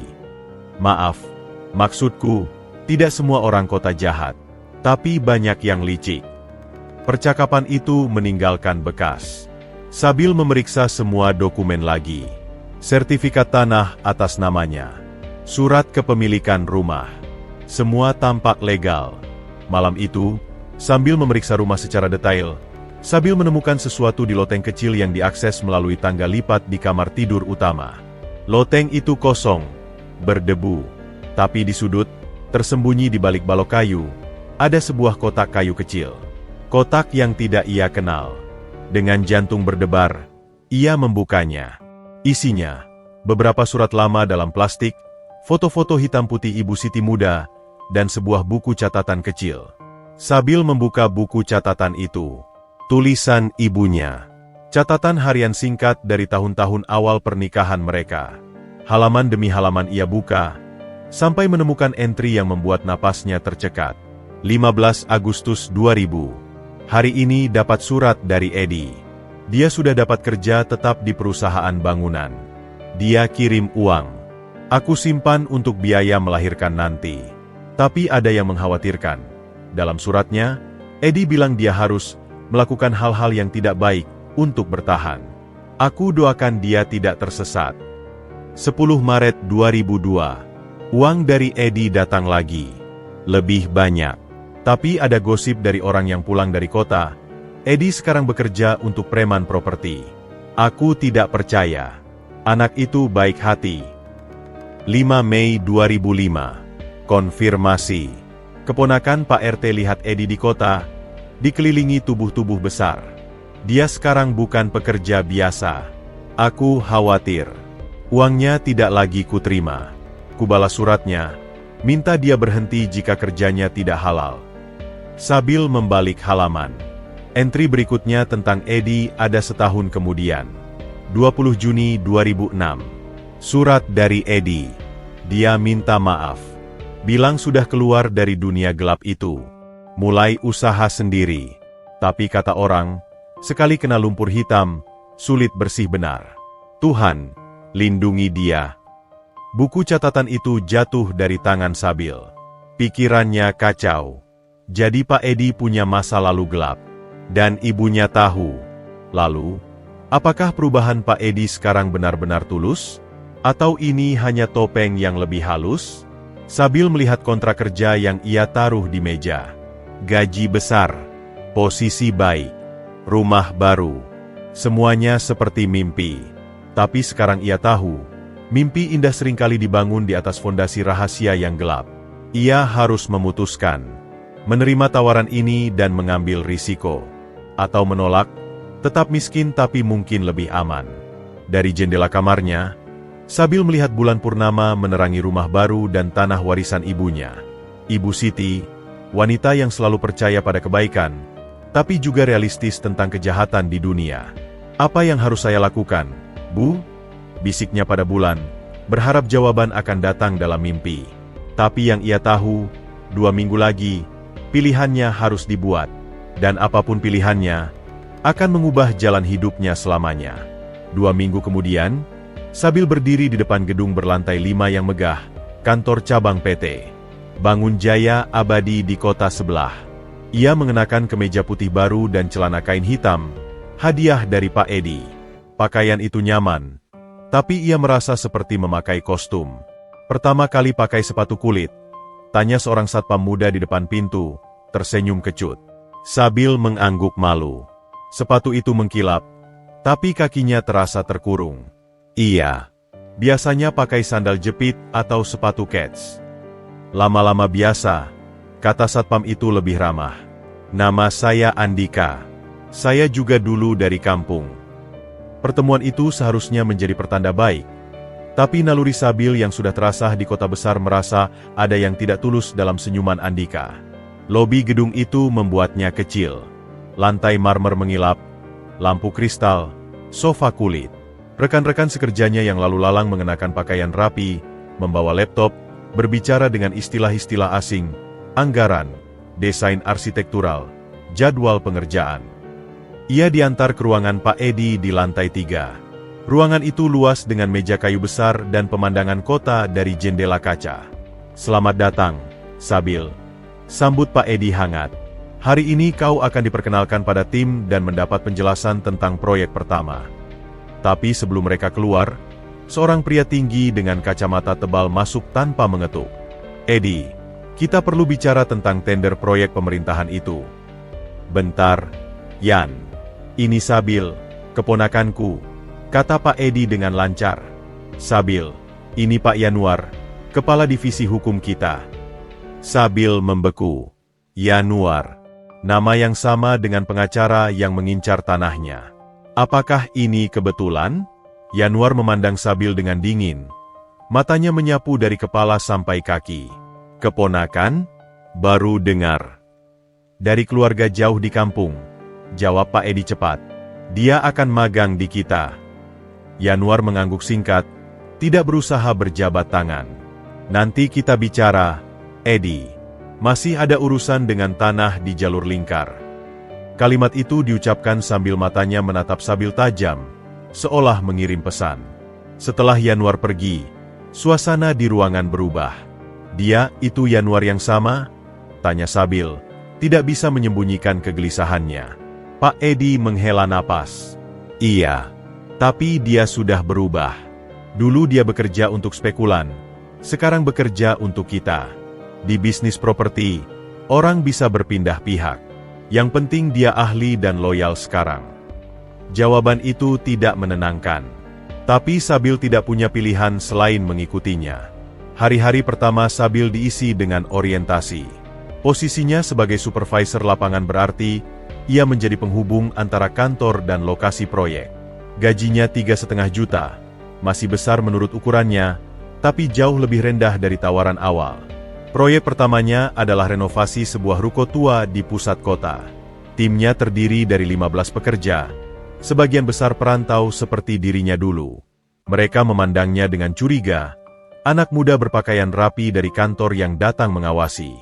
"Jangan pikir karena kau dekat dengan bos, kami akan menurut buta," kata seorang pekerja senior bernama Rudy pada hari pertama. "Kami lihat dulu kemampuanmu." Sabil melepas sepatu kulitnya, menggantinya dengan sepatu safety yang ia bawa. "Saya bukan dari kantor. Saya kuli bangunan seperti kalian. Baru 6 bulan lalu masih angkat semen di proyek serupa." Ucapannya dibuktikan dengan tindakan. Hari pertama, ia membantu mengangkut material. Hari kedua, ia memegang sendiri alat untuk memeriksa kualitas pondasi. Perlahan, rasa hormat mulai tumbuh. Tapi di kantor, ceritanya berbeda. Andika, satpam yang ia temui hari pertama, ternyata juga bekerja paruh waktu sebagai office boy. Dan diam-diam, ia menjadi sumber informasi paling berharga bagi Sabil. "Jangan tertipu tampang baik Pak Edi," bisik Andika suatu sore di kantin saat hanya mereka berdua. "Perusahaan ini punya banyak proyek gelap. Proyek ruko yang kau awasi itu, dana resminya untuk renovasi, tapi sebagian material dibeli murah, merek aspal." "Siapa yang bertanggung jawab?" tanya Sabil. "Semua dari atas. Tapi yang paling rakus? Yanuar. Dia yang urus tender-tender, dan dia yang main dengan anggaran." Andika menunduk. "Aku kasihan sama kau. Kau dibawa masuk karena alasan sentimental. Tapi di sini kau cuma pion. Kenapa kamu cerita semua ini padaku?" "Karena aku lihat matamu masih jernih. Sebelum kau menjadi seperti mereka," jawab Andika sebelum pergi. Minggu kedua, Sabil mendapat tugas pertama yang menguji integritasnya. Ia harus menandatangani laporan penerimaan material untuk proyek ruko, 100 sak semen merek Garuda Kokoh, merek standar kontrak. Tapi saat ia periksa di gudang, hanya ada 70 sak semen Garuda Kokoh. 30 sak lainnya adalah semen merek Satria, yang kualitasnya jauh lebih rendah, harganya separuh. Ia konfrontasi Rudy, mandor lapangan. "Yang 30 sak mana?" Rudy gelisah. "Itu pesanan dari atas, Sabil. Kita terima saja. Nanti di laporan, kita tulis semua 100 sak Garuda Kokoh. Selisih harganya, bagi-bagi." "Bagi-bagi dengan siapa?" Bocah baru banyak tanya, hardik Rudy, tapi lalu menurunkan suaranya. "Dengarlah, ini sudah sistem. Setiap proyek ada uang rokok. Kau dapat bagian, aku dapat bagian, yang di atas dapat lebih besar. Semua senang." "Siapa yang di atas?" Rudy melihat sekeliling, lalu berbisis. "Yanuar. Tapi restu dari Pak Edi juga. Mereka berdua partner." Sabil teringat catatan harian ibunya tentang Edi yang melakukan hal-hal yang tidak baik untuk bertahan. Apakah ini warisan yang masih berlanjut? Malam itu, ia menelepon Pak Edi dari rumah barunya. "Pak, ada masalah dengan material di proyek ruko." "Masalah apa?" Suara Pak Edi datar. "Semen yang datang tidak sesuai spesifikasi kontrak. Ada pengurangan kualitas." Diam sejenak. "Sabil, dalam bisnis, ada yang namanya efisiensi biaya. Selama bangunan tetap aman, tidak masalah. Tapi ini penipuan," bantah Sabil. "Kau masih idealis. Baik, aku akan bicara dengan Yanuar. Tapi jangan buat keributan. Ingat, posisimu masih baru." Percakapan itu membuat Sabil frustrasi. Pak Edi tahu, dan memilih membiarkan. Keesokan harinya, Yanuar datang ke lokasi proyek untuk pertama kalinya. Ia mendekati Sabil dengan senyum tipis. "Kau yang buat laporan tentang semen?" tanyanya tanpa basa-basi. "Saya hanya melaporkan fakta, Pak." Yanuar mendekat. Suaranya rendah tapi penuh ancaman. "Dengarlah baik-baik. Anak kampung.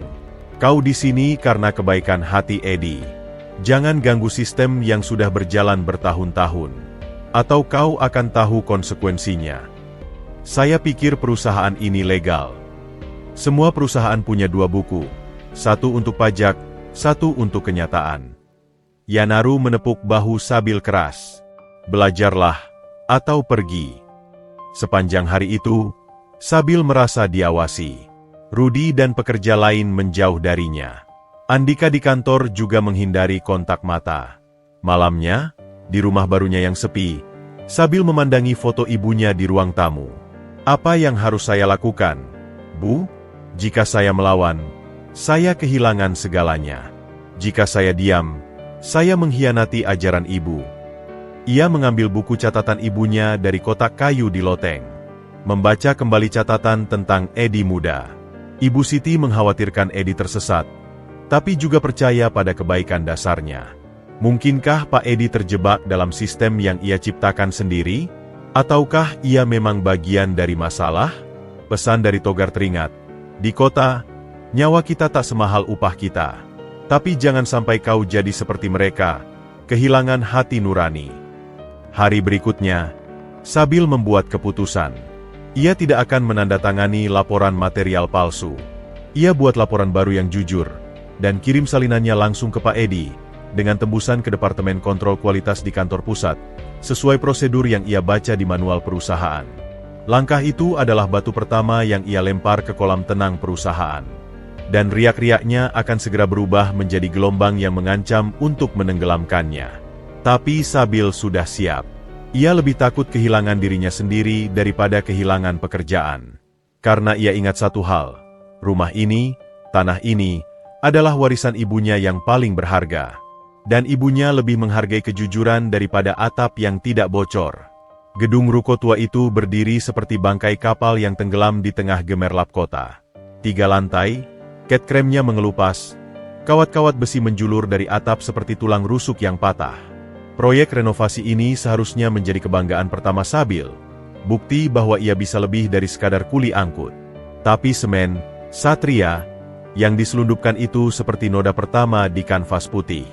Setelah Sabil menolak menandatangani laporan material palsu, suasana di lokasi proyek berubah drastis. Rudi, sang mandor, kini hanya memberikan perintah singkat tanpa pandangan mata. Pekerja lainnya, Asep, Jono, Mahmud, yang dulu mulai terbuka, kini menghindarinya. Mereka tahu, ada perang dingin antara si supervisor baru yang jujur dan sistem lama yang korup.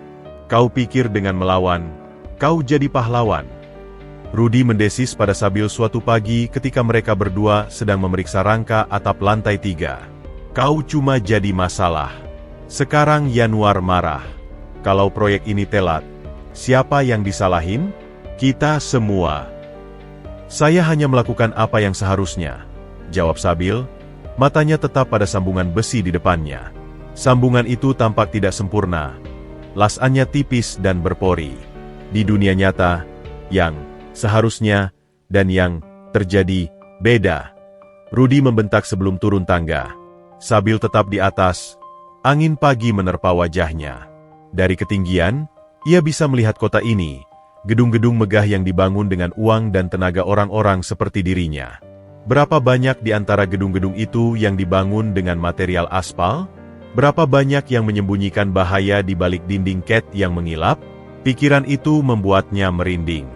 2 hari setelah laporan jujurnya dikirim, panggilan dari kantor pusat datang. Bukan dari Pak Eddie, melainkan dari Kepala Kontrol Kualitas, seorang wanita bernama Ibu Rina. Laporanmu menarik, Sabil. Suaranya profesional di telepon. Tapi kita perlu bukti fisik. Bisa ambil sampel semen dari kedua merek itu dan kirim ke lab. Iya, Bu. Tapi Sabil ragu. Material yang tidak standar mungkin sudah dipakai. Dengan atau tanpa bukti, laporanmu sudah mencatat ketidaksesuaian.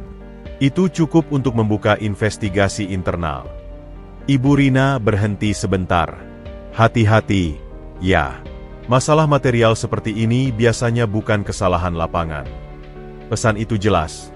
Musuhnya bukan Rudi atau pekerja, tapi orang di atas. Sabil mulai mengumpulkan bukti. Dengan bantuan diam-diam dari Andika di kantor cabang, ia dapatkan dokumen pembelian material untuk proyek ruko. Angka-angka di sana tidak masuk akal. 100 sak semen, Garuda kokoh, dibeli dengan harga pasar. Tapi faktur pembelian untuk 30 sak, Satria, tidak ada. Artinya, uang untuk 30 sak semen standar itu menguap, atau masuk ke kantong seseorang. Lebih mengejutkan lagi, ia menemukan pola yang sama di proyek-proyek sebelumnya. Pengurangan kualitas material di berbagai pos, selalu dengan selisih 20 hingga 30% dari spesifikasi kontrak. Selisih uangnya tidak kecil, bisa ratusan juta per proyek. Siapa yang berani main-main seperti ini? Tanya Sabil pada Andika saat mereka bertemu di warung kopi dekat kantor setelah jam kerja. Yanuar punya kendali penuh atas pengadaan, jawab Andika, matanya waspada. Tapi restunya pasti dari Pak Edi. Tidak mungkin Yanuar berani sendiri. Tapi Pak Edi, Sabil tak bisa menerima. Dia yang membangun rumah untuk saya. Dia yang bercerita tentang ibuku. Dunia bisnis itu seperti lapisan bawang, Sabil. Semakin kupas, semakin pedih matamu. Andika menyeruput kopinya. Aku sudah 5 tahun di sini. Aku lihat semua. Proyek fiktif, markup harga, tender yang diatur. PT Bangun Jaya abadi tumbuh bukan karena kualitas, tapi karena koneksi dan cara-cara licik. Lalu kenapa kamu masih di sini? Karena seperti kau, aku butuh uang. Tapi bedanya, aku sudah tidak punya idealismemu lagi. Andika tersenyum pahit. Aku tunggu saat yang tepat untuk keluar. Mungkin dengan bawa bukti-bukti, jual ke kompetitor atau media. Perkataan itu membuat Sabil ngeri. Ia terjebak di antara dua pilihan, ikut sistem korup, atau melawan dan mungkin dihancurkan. Krisis terjadi di akhir minggu ketiga. Bagian fondasi tambahan di sisi timur ruko, tepatnya bagian yang menggunakan semen, Satria, mulai menunjukkan retak rambut. Retakan itu kecil, tapi bagi mata Sabil yang terlatih, itu pertanda bahaya. Kita harus berhenti kerja di area itu, kata Sabil pada Rudi. Fondasinya tidak kuat. Harus dibongkar, ulang dengan material yang benar. Rudi tertawa sinis. Bongkar? Dengan anggaran apa? Dana proyek sudah habis untuk keperluan lain. Maksudmu? Tanya pada Yanuar. Atau lebih baik, tanya pada Pak Demu yang baik hati itu. Sabil tidak bisa menunggu. Ia telepon Pak Edi langsung, memintanya datang ke lokasi. Sore itu, untuk pertama kalinya sejak Sabil mulai kerja, Pak Edi datang ke proyek. Ia turun dari mobil mewahnya dengan wajah masam, diikuti Yanuar yang tampak tenang tapi matanya berkilat seperti pisau. Mana masalahnya? Tanya Pak Edi tanpa basa-basi.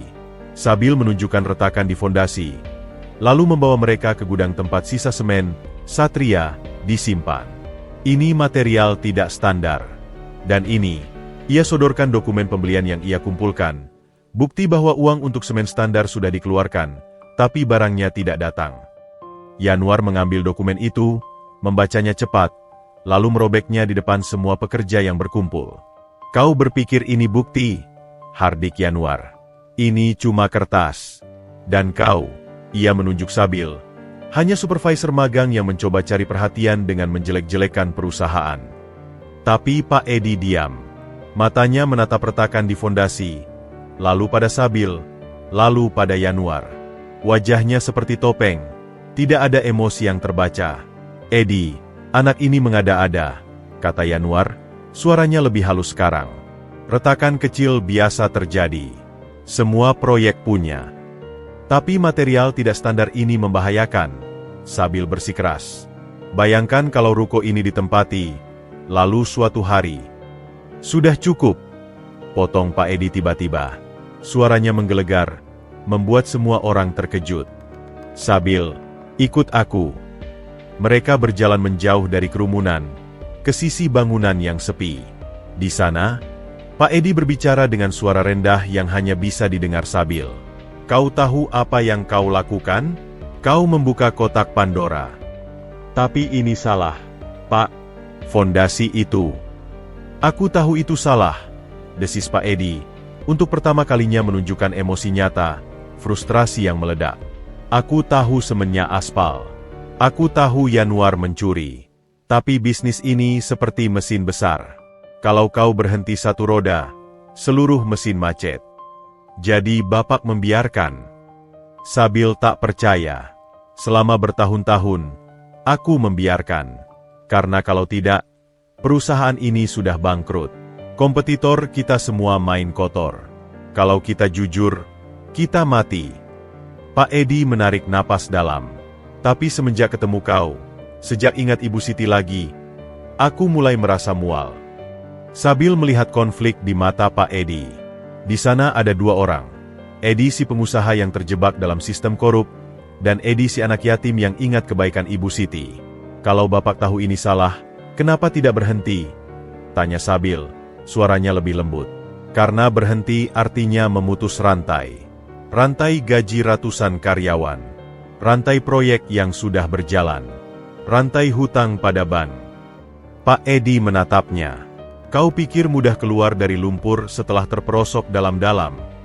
Tapi fondasi itu, aku akan perbaiki, janji Pak Edi. Dana akan kucari. Tapi kau harus berhenti menyelidiki. Berhenti membuat laporan. Untuk saat ini. Dan Yanuar. Yanuar adalah produk dari sistem yang aku ciptakan. Aku yang harus bertanggung jawab. Pak Edi meletakkan tangan di bahu Sabil. Percayalah padaku. Aku akan perbaiki, pelan-pelan. Tapi butuh waktu. Sabil memandang fondasi retak itu. Lalu pada wajah Pak Edi yang tulus tertekan. Ia teringat ibunya yang selalu memberi kesempatan kedua pada siapapun. Oke, kata Sabil akhirnya. Saya percaya Bapak. Tapi dengan satu syarat. Fondasi ini dibongkar dan dibangun ulang minggu ini juga. Saya akan awasi langsung. Deal. Tapi ketika mereka kembali ke kerumunan, Yanuar sudah hilang. Dan ekspresi dinginnya tadi meninggalkan rasa tidak enak di hati Sabil. Malam itu, Sabil pulang ke rumah dengan kepala penuh pertanyaan. Ia baru saja mendapat pengakuan dari Pak Edi bahwa korupsi itu nyata. Tapi janji perbaikan itu tuluskah? Atau hanya cara untuk menenangkannya? Di depan rumahnya yang baru, di bawah cahaya lampu teras, seseorang menunggu. Bukan Pak Edi, bukan Yanuar, tapi seorang wanita paruh baya dengan tas kerja di pangkuannya. Ia berdiri saat melihat Sabil mendekat. Sabil, saya Ibu Rina dari Kontrol Kualitas Pusat. Bisa kita bicara? Dari ekspresi wajahnya yang tegang, Sabil tahu, kotak Pandora yang ia buka mungkin sudah tidak bisa ditutup lagi. Dan gelombang pertama, akibatnya akan segera menghantam. Ruang tamu rumah baru Sabil terasa dingin meskipun malam itu tidak terlalu berangin. Ibu Rina duduk di sofa, tangan melingkari secangkir teh yang diberikan Sabil. Wajahnya yang biasanya tegas di telepon kini tampak lelah. Saya datang diam-diam, katanya, suara rendah. Yanuar tidak tahu. Bahkan Pak Edi tidak tahu. Kenapa harus diam-diam? Tanya Sabil, duduk di hadapannya. Karena perusahaan kita sedang di ujung tanduk. Ibu Rina mengambil napas dalam. Laporanmu tentang material aspal itu bukan yang pertama. Selama 2 tahun terakhir, departemen saya sudah mengumpulkan bukti praktik korupsi sistematis di PT Bangun Jaya Abadi. Dia membuka tas kerjanya, mengeluarkan sebuah tablet. Jari-jarinya menari di layar sebelum ia memutarnya ke arah Sabil. Ini data. Dalam 3 tahun terakhir, ada 15 proyek dengan penyimpangan material serupa. Total kerugian perusahaan, atau lebih tepatnya, keuntungan ilegal, mencapai 9 miliar rupiah. Sabil memandangi grafik dan angka-angka itu. Pusing. 9 miliar. Dan itu hanya dari manipulasi material. Belum dari markup harga, proyek fiktif, suap tender. Ibu Rina mematikan tablet. Selama ini, laporan-laporan saya ke direksi selalu diabaikan. Karena siapa direktur utama perusahaan ini? Pak Edi. Tepat. Dan siapa kepala divisi pengadaan yang mengendalikan semua pembelian? Yanuar. Yanuar dan Edi seperti dua sisi mata uang yang sama.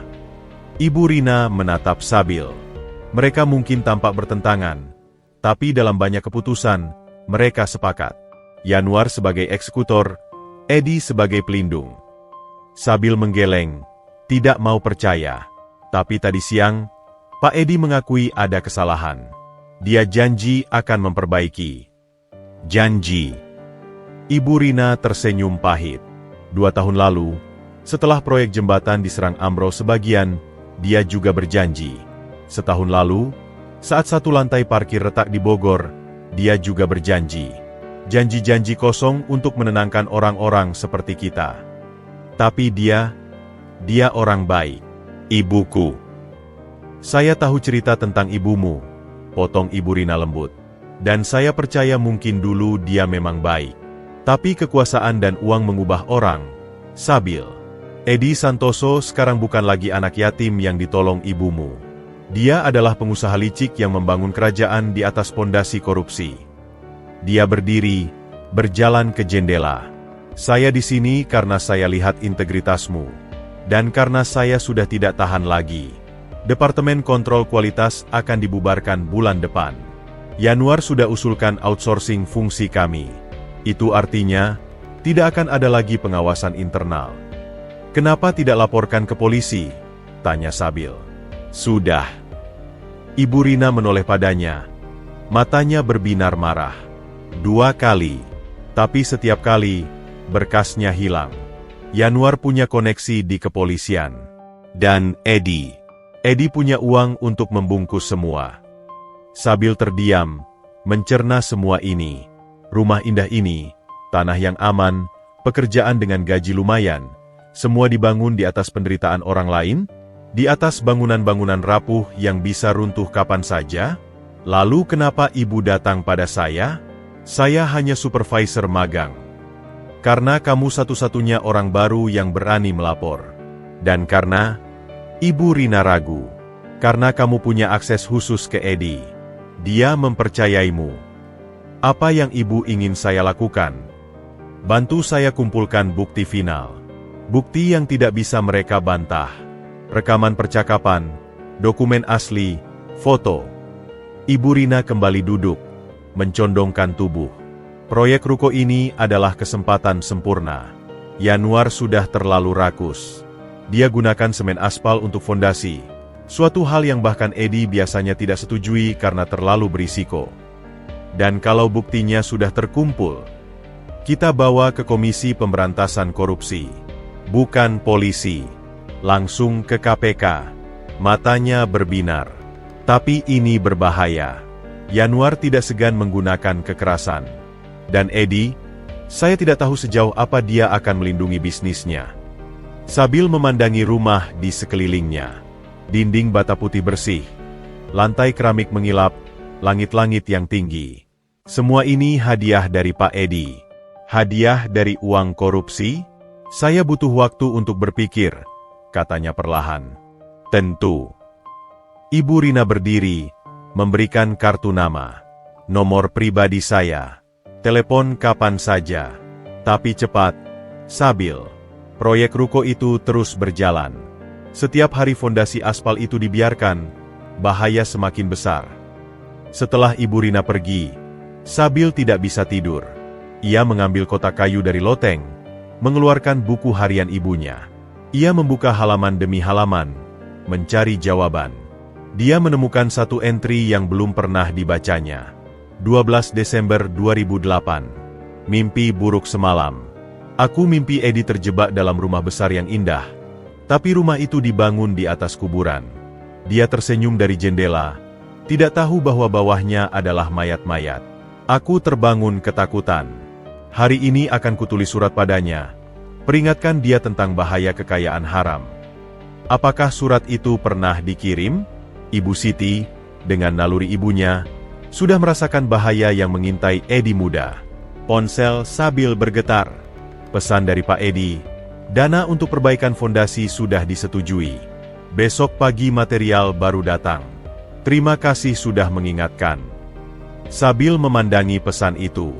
Kata-katanya tulus. Janjinya dipenuhi.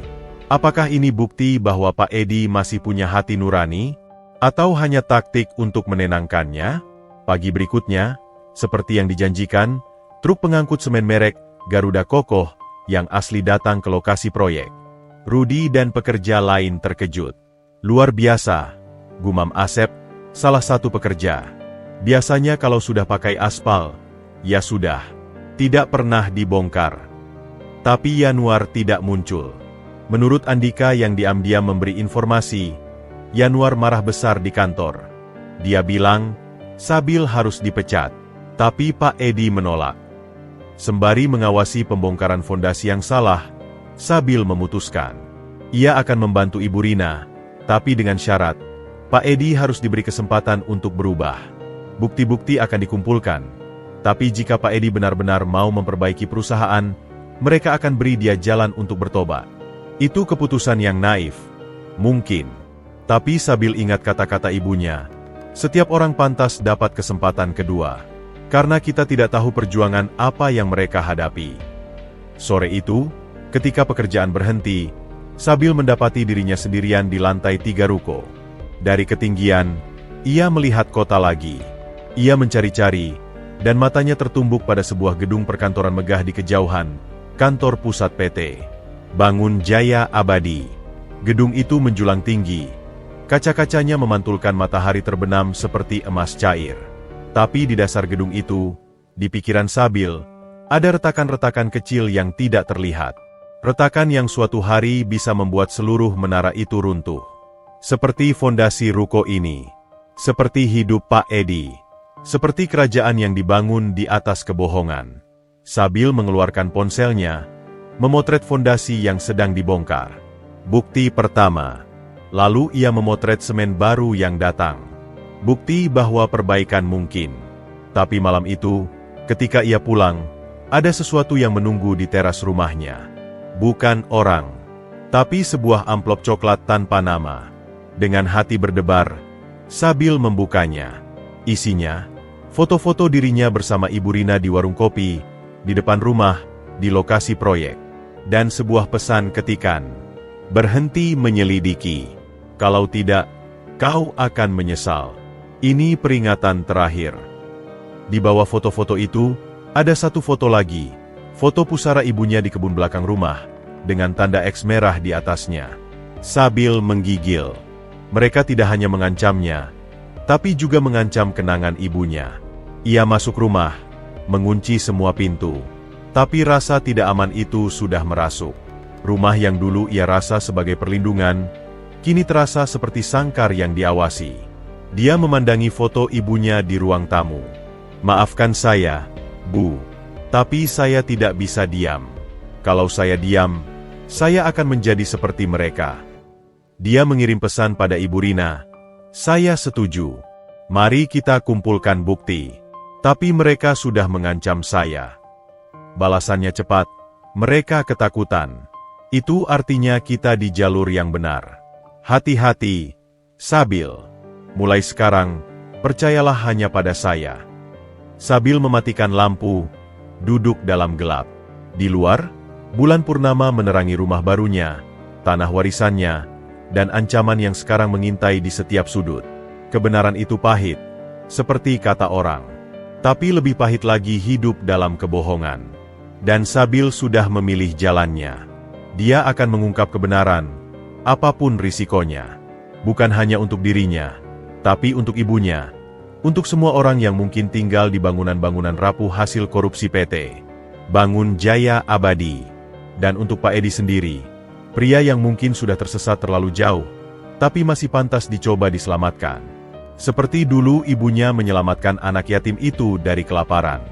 Lingkaran kebaikan, seperti kata Ibu Siti. Tapi kadang, untuk menyempurnakan lingkaran, kita harus melalui api dahulu. Ancaman lewat amplop coklat itu mengubah segalanya bagi Sabil. Rumah barunya yang dulu terasa seperti oasis. Kini setiap bunyi dedaunan bergesek atau anjing menggonggong di malam hari membuat jantungnya berdebar kencang.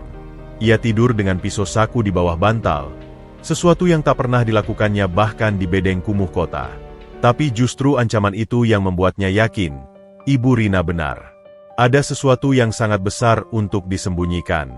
Dan ia butuh jawaban yang tidak bisa diberikan oleh siapapun di kota. Minggu pagi, Ketika kabut masih menyelimuti kampung, Sabil pergi ke rumah Pak Ranto lagi. Kali ini, ia membawa amplop ancaman itu. Gila! Pak Ranto menggeleng-geleng setelah melihat isinya. Mereka berani-beraninya mengancam kuburan Ibu Siti. Makanya saya perlu tahu lebih banyak, Pak. Tentang masa lalu. Tentang Edi. Tentang apapun yang mungkin bisa menjelaskan kenapa semua ini terjadi. Pak Ranto berpikir sejenak. Pernahkah kau periksa seluruh isi rumahmu yang baru? Maksudku, benar-benar periksa. Saya sudah cari-cari. Ada kotak kayu di loteng dengan buku harian ibu. Tapi rumah itu dibangun di atas fondasi gubuk lama. Mungkin ada sesuatu yang tertinggal di bawah. Atau... Pak Ranto tiba-tiba terlihat seperti teringat sesuatu. Tunggu sebentar. Dia masuk ke dalam rumah. Kembali beberapa menit kemudian dengan sebuah kunci berkarat di tangan. Ini kunci gudang kecil di belakang rumahmu. Dulu Ibu Siti menyimpan barang-barangnya di sana sebelum gubuknya dibongkar. Waktu renovasi, gudang itu tidak dihancurkan karena letaknya agak jauh. Coba kau periksa. Sabil terkejut. Selama ini ia tidak memperhatikan gudang kecil di pojok kebun belakang. Mengira itu hanya gudang peralatan kebun biasa. Dengan kunci berkarat itu, ia membuka gudang yang terkunci rapat. Dalamnya gelap, berdebu, dan penuh dengan barang-barang lama. Sebuah sepeda tua berkarat, beberapa karung kosok, alat pertanian usang. Tapi di sudut paling belakang, tersembunyi di balik tumpukan kayu, ada sebuah peti kayu besar. Dengan susah payah, Sabil menarik peti itu keluar. Petinya terkunci, tapi gemboknya sudah karatan dan mudah dipatahkan dengan linggis yang ia temukan di gudang. Isi peti itu membuat napasnya tersangkut. Di dalamnya, tersusun rapi, surat-surat dalam sampul kuning, foto-foto lama, buku catatan, dan beberapa benda pribadi Ibu Siti. Ini seperti arsip hidup ibunya yang ia simpan dari pandangan. Dengan hati berdebar, Sabil membawa peti itu ke dalam rumah. Sepanjang hari itu, ia menyusuri setiap lembar, setiap memori. Surat-surat dari Edi muda, persis seperti yang disebutkan dalam buku harian. 37 surat, dari tahun 1999 hingga 2006. Dalam surat-surat awal, Edi bercerita tentang perjuangannya di kota, tentang kerinduannya pada satu-satunya keluarga yang ia kenal, Ibu Siti. Dalam surat tahun 2002, nada mulai berubah. Kakak Siti yang baik, hidup di kota keras. Tapi aku belajar, untuk bertahan, kadang kita harus jadi lebih keras. Aku sekarang bekerja untuk seseorang yang punya banyak proyek. Gajinya besar, tapi pekerjaannya tidak selalu bisa diceritakan. Maafkan aku, Kak, tapi aku janji, uang yang aku kirim bersih. Aku tidak mau kotoran kota ini menyentuhmu. Surat tahun 2005 lebih gelap. Kakak, kadang aku tidak mengenali diriku lagi. Uang yang aku kirim bulan ini, terimalah. Tapi jangan tanya dari mana. Dan tolong, jangan balas suratku ke alamat lama. Aku pindah lagi. Ada masalah. Orang-orang yang dulu ku percaya ternyata. Surat terakhir dari Edi bertanggal 2006. Kakak Siti, ini surat terakhirku. Aku akan menghilang sebentar. Usahaku sendiri bangkrut karena diboikot. Tapi aku tidak akan kembali ke cara-cara lama. Aku ingat pesanmu. Jangan pernah kaya dengan mengorbankan orang lain. Aku minta maaf telah mengecewakanmu.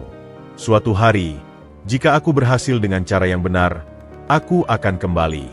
Jaga dirimu baik-baik, dan bayi laki-lakimu. Edi. Setelah 2006, tidak ada surat lagi.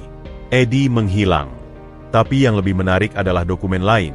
Setumpuk kertas fotokopi yang disimpan rapi dalam map biru. Sabil membukanya. Matanya membesar. Ini adalah fotokopi surat-surat legal, sertifikat tanah atas nama kakeknya, surat hibah pada Ibu Siti, dan sebuah surat pernyataan dari tahun 2001 yang ditandatangani oleh Edi muda. Dalam surat itu, Edi menyatakan dengan tegas bahwa ia melepaskan segala klaim atas sebidang tanah di kampung, tanah tempat rumah ini berdiri. Tanah itu konflik? Sabil membaca lebih teliti. Ternyata, dulu kakeknya, sebelum meninggal, sempat menyebut bahwa sebidang kecil tanah ini sekitar 50 meter persegi, di sisi barat juga menjadi hak Edi sebagai anak angkat tidak resmi. Tapi Edi muda, dalam surat ini, secara resmi melepaskan klaimnya, dengan alasan sebagai balas budi pada keluarga Ibu Siti yang telah merawatnya. Surat itu disaksikan oleh notaris desa dan 2 saksi. Salah satunya adalah Pak Ranto sendiri. Mengapa Edi tidak pernah menyebutkan ini? Mengapa ia bertindak seolah tanah ini murni warisan Sabil? Padahal dulu ia punya klaim legal kecil di atasnya. Sabil terus menggali. Di dasar peti, ia menemukan sebuah album foto kecil. Foto-foto Ibu Siti muda dengan Edi remaja. Di satu foto, mereka berdiri di depan gubuk lama, tersenyum. Di balik foto itu, tulisan Ibu Siti, "Adik kecilku Edi, sebelum pergi merantau. Semoga Tuhan membimbing langkahmu." Lalu ada satu foto yang membuat Sabil terkesiap. Foto Ibu Siti dengan seorang pria muda yang sangat mirip dengan dirinya, ayahnya. Dan di samping mereka, berdiri Edi yang sudah lebih dewasa, mungkin awal 20-an, dengan ekspresi yang sulit dibaca. Bukan senyum, bukan cemberut. Seperti orang yang sedang mengamati. Di balik foto itu, tulisan Ibu Siti, "Hari pernikahanku." Edi datang diam-diam, memberi amplop, lalu pergi lagi. Aku rasa dia tidak bahagia melihatku menikah. Potongan-potongan puzzle mulai tersusun. Edi bukan hanya anak yang ditolong. Ada hubungan yang lebih dalam, lebih kompleks. Mungkin, bagi Edi muda, Ibu Siti adalah satu-satunya kasih sayang yang ia pernah kenal. Dan kepergiannya ke kota, lalu kembalinya untuk menemui Ibu Siti sudah menikah, mungkin meninggalkan luka. Apakah rumah ini benar-benar hanya balas budi? Atau ada motif lain? Misalnya, rasa bersalah karena tidak bisa memiliki Ibu Siti, lalu memindahkan perhatian pada anaknya? Sabil memeriksa satu dokumen terakhir, sebuah surat dari notaris desa kepada Ibu Siti, bertahun 2010, setahun sebelum ibunya meninggal. Isinya tentang pengecekan ulang batas tanah. Karena ada pihak ketiga, tidak disebutkan namanya, yang menanyakan status tanah tersebut. Ibu Siti membalas bahwa tanah itu sudah jelas, dan ia lampirkan surat pelepasan hak Edi dari 2001. Pihak ketiga itu siapa? Mungkinkah Edi sendiri? Atau spekulan tanah yang sudah mengendus sesuatu sejak 10 tahun lalu? Malam semakin larut ketika Sabil menyadari sesuatu. Semua dokumen ini, surat pelepasan hak, surat-surat Edi, bukti hubungan mereka, adalah senjata. Bukti bahwa Edi sebenarnya tidak punya hak apapun atas tanah ini sejak 2001. Jadi kenapa sekarang ia bertindak seperti pelindung? Kenapa ia membangun rumah? Kenapa ia memberi pekerjaan? Ada 2 kemungkinan. Pertama, Edi benar-benar tulus ingin membalas budi. Atau kedua, ini adalah cara yang lebih halus untuk menguasai tanah itu tanpa melawan hukum, dengan membuat Sabil berutang budi padanya, tergantung padanya. Sabil memandangi rumah indah ini. Apakah ini kandang emas? Apakah pekerjaan di perusahaan Edi adalah rantai yang halus? Ia mengambil ponsel, mengirim pesan pada Ibu Rina. "Saya menemukan dokumen lama. Edi pernah melepaskan klaim atas tanah ini tahun 2001. Ini penting." Balasan datang cepat. "Sangat penting." Itu artinya semua. Kebaikannya mungkin ada maksud tersembunyi. Bisa jadi, dengan membuatmu bergantung padanya, dia bisa menguasai tanah itu tanpa melawan hukum. Atau, mungkin dia benar-benar menyesal dan ini cara menebus kesalahan. Sulit diketahui. Sabil menatap foto ibunya di ruang tamu. Wanita yang sederhana tapi bijaksana. Wanita yang menyimpan semua dokumen ini dengan rapi, seolah tahu suatu hari anaknya akan membutuhkannya. "Ibu, apa yang harus saya percayai?" bisiknya. Tapi jawabannya tidak datang dalam kata-kata. Datang dalam ingatan. Ibu Siti selalu berkata, "Percayalah pada nalurimu. Nak, Tuhan memberi kita hati untuk merasakan, bukan hanya akal untuk berpikir." Dan naluri Sabil berkata, "Ada sesuatu yang tidak beres. Rumah ini indah, tawaran kerja itu menggiurkan, tapi semua terasa seperti jebakan yang dibungkus kertas kado mewah." Ia memutuskan, besok, ia akan kembali ke kota, ke proyek ruko. Tapi kali ini, dengan pengetahuan baru. Dengan bukti bahwa Edi Santoso mungkin bukan pahlawan yang ia kira. Dan bahwa ancaman yang ia terima mungkin terkait erat dengan rahasia lama yang sekarang ia pegang. Sebelum tidur, Sabil menyembunyikan dokumen-dokumen penting itu di tempat yang berbeda-beda. Sebagian di bawah lantai kamar mandi, sebagian di balik plafon, sebagian di lubang pohon jambu tua.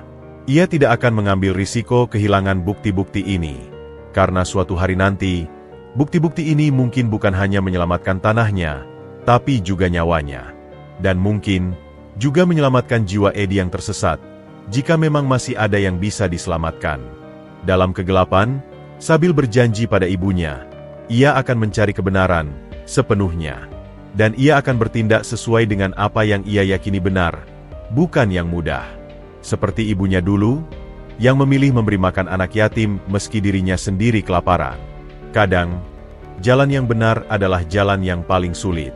Sabil memutuskan tidak langsung konfrontasi. Seperti ibunya yang selalu sabar dan bijak, ia akan mengamati dulu, mengumpulkan lebih banyak bukti. Tapi nasib berkata lain. Kembali ke proyek ruko di kota, ia menemukan suasana berubah total. Polisi berjaga di depan lokasi. Pita kuning, dilarang masuk, melintang. Dan di tengah kerumunan, berdiri Pak Edi dengan wajah pucat pasi, dikelilingi oleh petugas yang sedang memeriksa dokumen. Sabil, panggil Pak Edi begitu melihatnya. Suaranya parau. Kau datang. Apa yang terjadi, Pak? Kecelakaan. Fondasi sisi timur, yang sempat kita perbaiki, runtuh sebagian tadi pagi. Seorang pekerja terluka parah. Pak Edi menutup wajahnya. Dia anak muda. Baru punya bayi. Sabil merasa dunia berputar. Tapi kita sudah perbaiki. Semen baru, pengawasan ketat. Tapi besi tulangannya, potong Pak Edi, suaranya bergetar. Besi tulangan untuk fondasi itu, juga aspal. Diameter lebih kecil dari spesifikasi. Aku tidak tahu. Yanuar mengganti semuanya. Ibu Rina muncul dari balik mobil polisi. Matanya bertemu dengan Sabil, mengangguk pelan. Sudah, bisiknya. Semua bukti sudah diserahkan ke KPK pagi tadi. Mereka yang turun tangan. Tak lama kemudian, Yanuar dibawa keluar dari kantor cabang dengan tangan diborgol. Wajahnya masam, tapi saat melihat Sabil, ia meludah ke arahnya. Kau pikir kau menang? Tunggu saja. Aku punya banyak teman. Tapi yang mengejutkan, polisi juga mendekati Pak Edi.